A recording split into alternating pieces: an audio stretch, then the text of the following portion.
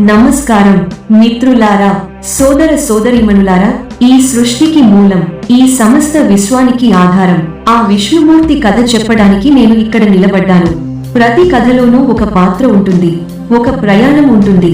కానీ విష్ణుమూర్తి కథలో ఆయన ఒక్కరే అన్ని పాత్రలు, ఆయనే అన్ని ప్రయాణాలు, ఆయన ఆది, ఆయనే అంతం.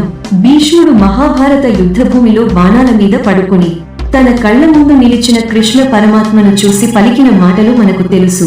ఆ మాటలు కేవలం ఒక భక్తుడి మాటలు కాదు, ఒక మహాజ్ఞాని చివరి పలకరింపు.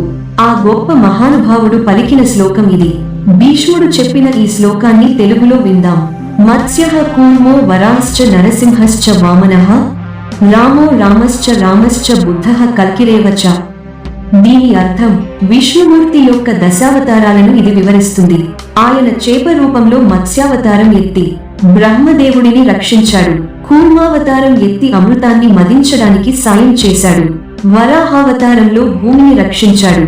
నరసింహావతారంలో ప్రహ్లాదుడిని కాపాడి హిరణ్యకశిపుడిని సంహరించాడు. వామనావతారంలో బలి చక్రవర్తి అహంకారాన్ని అణచివేశాడు. పరశురాముడిగా, శ్రీరాముడిగా, శ్రీకృష్ణుడిగా ధర్మాన్ని నిలబెట్టాడు. బుద్ధుడిగా అహింసను బోధించాడు. చివరిగా కల్కి అవతారంలో కలియుగాంతంలో ధర్మాన్ని పునఃస్థాపిస్తాడు. ఇవన్నీ కేవలం కథలు కాదు, ఇవి మన జీవితానికి మార్గదర్శకాలు.